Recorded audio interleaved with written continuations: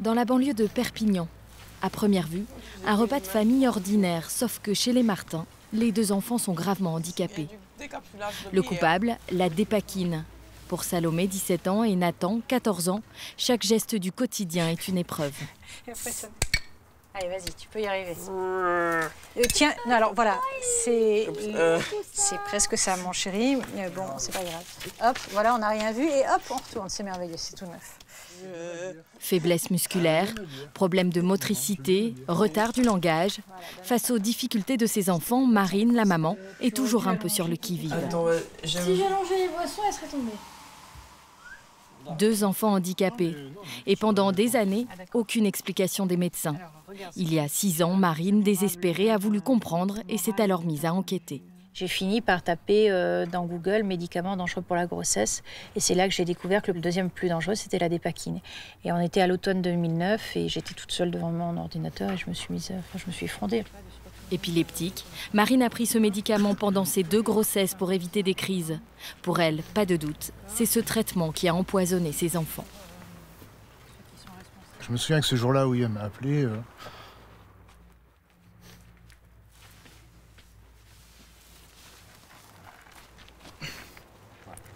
désolé.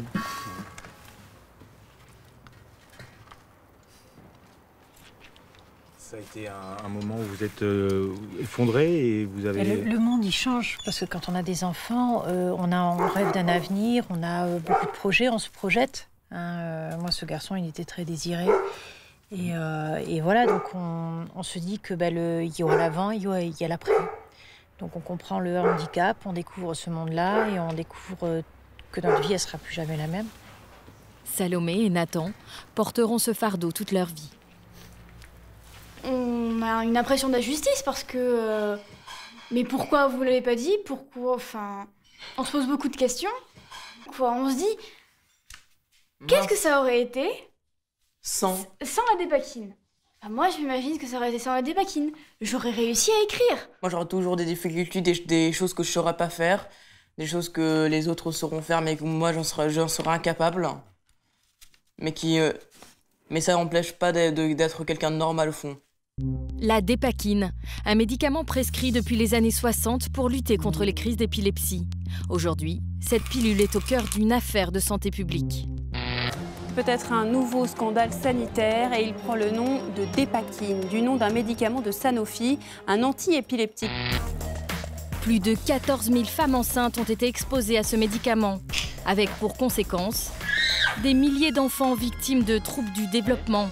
Pourtant, dès les années 90, des études scientifiques dénonçaient déjà la dangerosité de la dépakine sur le fœtus. J'aurais pu être au courant et j'aurais pu changer de traitement. J'aurais pu avoir des enfants entre guillemets normaux. Qui sont les responsables de ce scandale? Médecins, laboratoires, autorités sanitaires. Ces drames auraient-ils pu être évités? Devant l'indifférence générale, en 2011, Marine a créé son association. Inspirée par le combat de mamans anglaises victimes de la dépakine. La première fois que je tombe sur leur site et que je vois la photo du bébé qui était représenté, mais je me suis dit, c'est pas possible, c'est mon fils. Elles ont pris une photo de mon fils, c'est pas possible.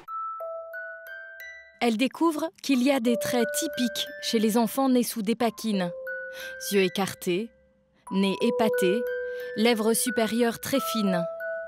Des malformations communes qui s'ajoutent aux retards mentaux.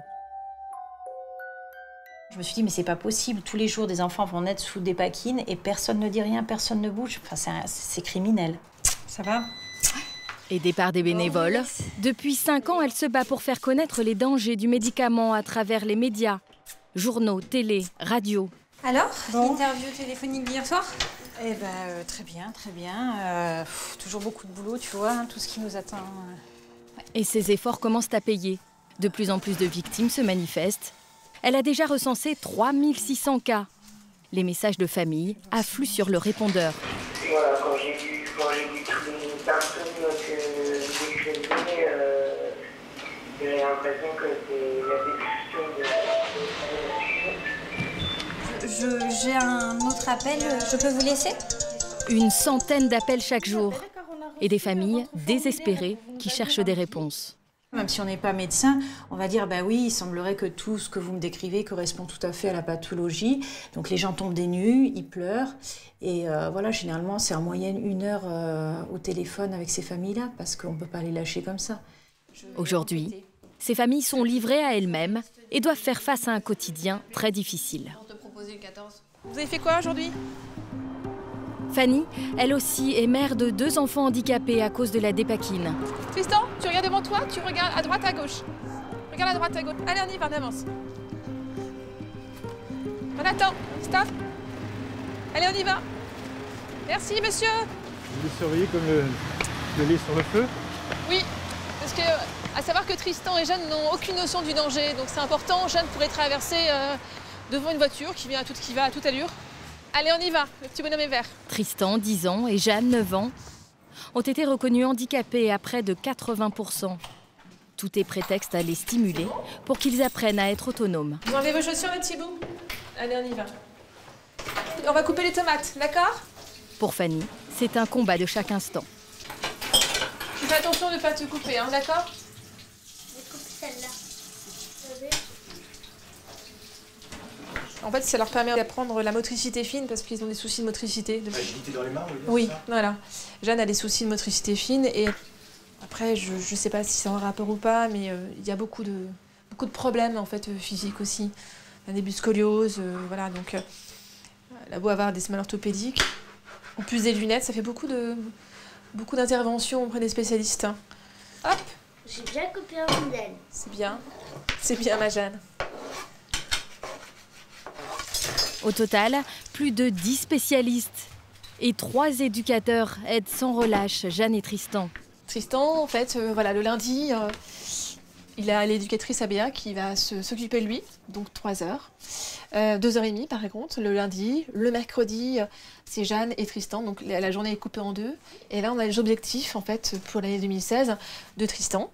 Donc, il doit lire souvent, parce qu'il a un peu de mal en lecture, il n'aime pas trop la lecture.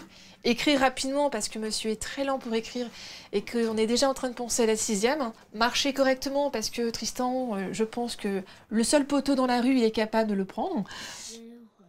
Depuis qu'elle sait que c'est son traitement anti-épileptique qui a fait basculer leur vie, Fanny compte bien trouver les responsables. Aujourd'hui, elle a rendez-vous avec l'avocat de l'association de Marine Martin, un spécialiste des scandales sanitaires. Bonjour. Bonjour. Vous allez bien? Très bien. Maître Houdin a défendu les victimes du Mediator. Entrez, on va aller dans mon bureau. Comme plus de 500 familles victimes de la dépakine, Fanny s'apprête à porter plainte contre X. Alors, je vous apporte les dossiers de Jeanne. Alors, ça, c'est les originaux, mais j'en ai d'autres. Ça, c'est un complément. D'accord. Et ça, c'est celui de Tristan, mon fils. D'accord. DP classeur, qui retrace tout l'historique médical de ses enfants.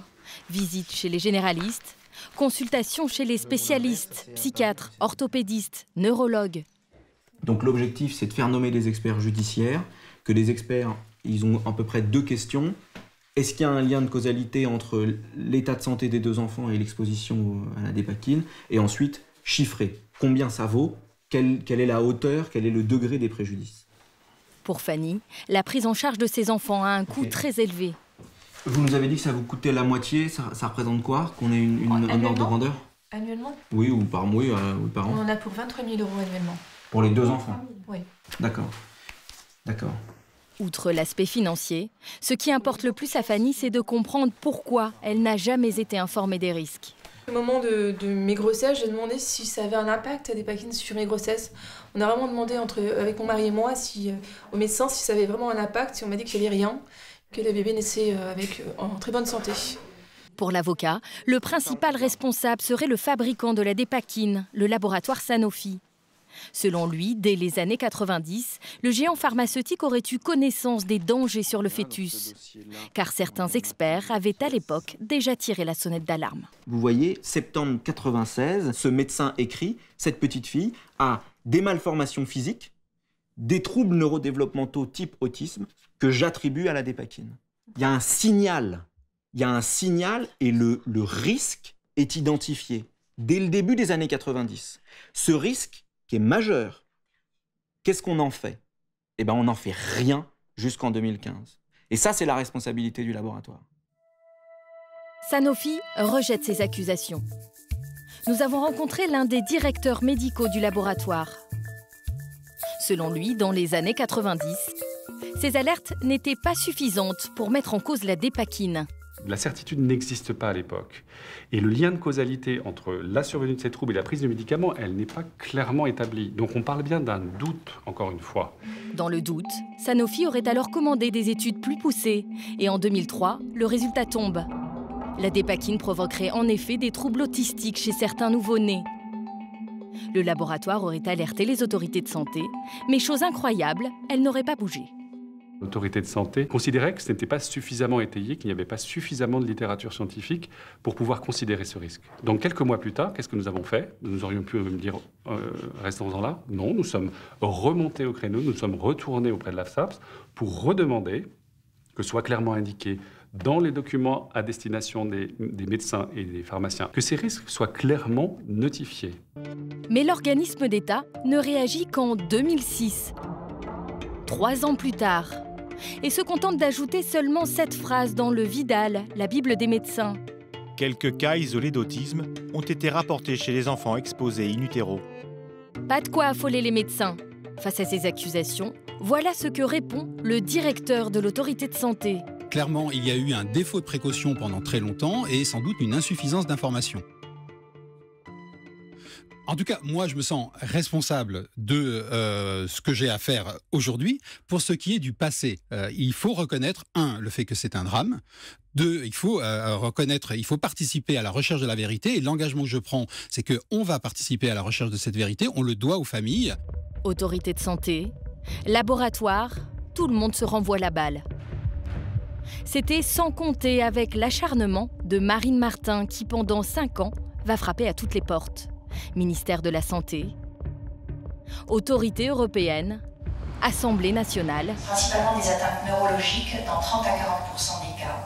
Et qui, en 2015, obtiendra enfin que les médecins et leurs patients soient clairement informés. Sur les boîtes, on peut lire désormais « Dépakine plus grossesse égale risque ». Et sur la notice, jusqu'à 30 à 40% des enfants présentent des problèmes de développement. Autre victoire pour tous les enfants dépakine, le mois dernier, la ministre de la Santé a proposé la création d'un fonds pour indemniser les victimes. Marine Martin ne cache pas sa satisfaction. Enfin, c'est une reconnaissance pour nous, les victimes, parce que ça fait 5 ans qu'on se bat, qu'on essaye d'alerter les institutions, la presse, que c'est un scandale sanitaire gigantesque et que donc ça méritait effectivement qu'on en parle au niveau national et que ça devienne véritablement un problème de santé publique majeur. Les premiers procès dépakine devraient débuter au printemps prochain.